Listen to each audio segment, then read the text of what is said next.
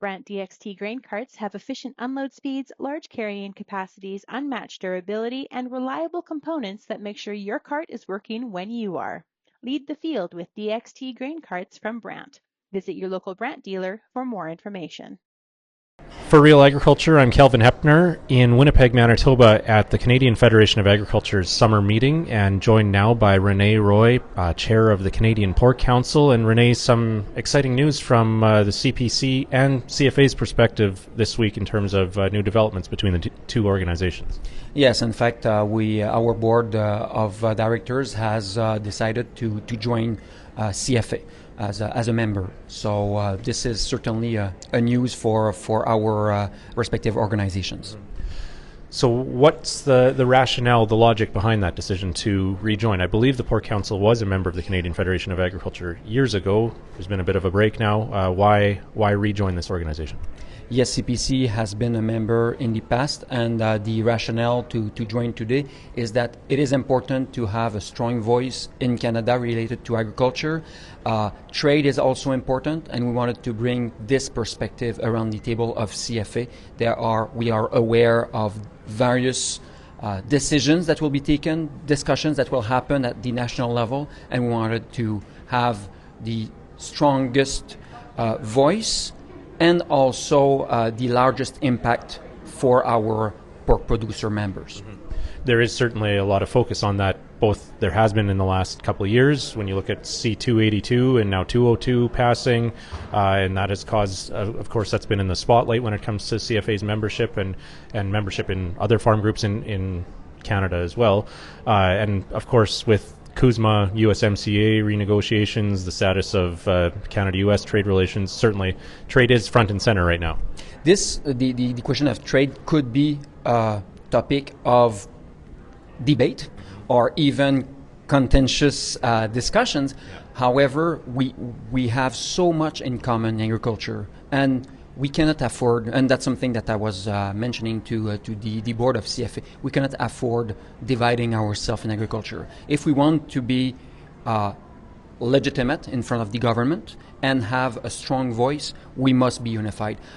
We have a large economic sector, but if we divide ourselves, then we become small. And we can be even negligible. So it is important that we speak as one strong voice. There are various aspects. It's not only trade. There are various aspects that has to be discussed. We were talking about red tape reduction, infrastructure investment. All these topics, all the various commodities and provincial organizations do agree that we have to do something else. Renee, when it comes to speaking to government and, of course, Canadian Pork Council at the federal level, can you speak to the benefit of speaking with one voice, where that makes a difference? Because from my understanding, when you speak to the Ag department, they kind of understand the politics and the differences between farm groups. But it's maybe when you get to the other departments, when you're speaking to health, environment, trade, global affairs, those types of ministers or bureaucrats, that's where that speaking with one voice can make a difference. Is that your experience? Absolutely, and we believe that any division, even when we speak to the agriculture department or ministry, it makes a difference if we speak as one voice, and they are aware that we are speaking as one voice. We had various experience, and sometimes it's with processors. We went with the processors in front of the government and saying that the supply chain is working together on one objective. For them, they have the confidence to move as a stakeholder or as a supporter on some of our topics. That's the same thing with other ministry, and we believe that this is where there would be a benefit for our members, provincial organization, and obviously, ultimately, our producers. You mentioned red tape reduction. In terms of CPC's membership in CFA, where do you see your priorities being, or the issues where you can make the biggest difference being by being a member at the CFA table? There are various aspects to various benefits. I would say that one, it is to bring the trade discussion around the table. And I had discussion with various members who ag groups who are members of CFA, and they were all feeling that it was something that we could bring around the table. It's not only a matter of bringing the word trade, but understanding what it implies and the various the various tactics related to trade and how we should bring it. For them, it's important and it's a value added of our membership to CFA. On the other hand, that will also bring us more intel about the ag and the politics. So there will be a double benefit.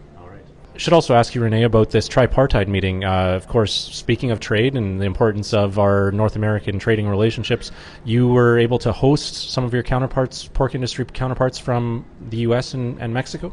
Yes, we were Canada was the host, or the Canadian Pork Council was the host of the trilateral that happened in Niagara-on-the-Lake last week. And for us, it's a really important moment when we are all meeting together. We can discuss about issues such as trade. We can find alignment, and frankly, we are aligned on various aspects, including trade and the fluidity of trade. This being said, there are other issues such as disease, fighting disease. There is the new screwworm, the New World screwworm in Mexico that is threatening the U.S. We have discussed about also disease, ASF. So there are various aspects that when we work together, when we collaborate, we all benefit from it. Is New World screwworm a threat to pork production as well, or is it just in the broader meat industry, you mean? Broader meat industry. It could have an impact on the pork industry. However, because most of our production is inside, also in the United States, the risk is lower than other commodities such as beef. Okay. What are some of the other issues? Country of origin labeling. I'm not sure. Maybe that's on the back burner right now, or is it not right now? No, it's front and center. Front and center for us. We have major concern about vehicle or origin labeling. We have discussed this with our counterpart in the United States. We have a lot of good business between our two countries, and this would create friction in the marketplace. So we are opposed to such regulation. We know the circumstances right now, political circumstances, but we believe it's also important to that everybody realize the business that we are doing between our two countries, and everybody are benefiting from this business. All right. And of course, we should also, I guess, the immediate concern is August 1st and this deadline and potentially baseline tariffs on Canadian exports to the U.S. Yes, it is one. We are monitoring closely what it will happen. We have people who are regularly in the United States, making sure that we have all the good intel.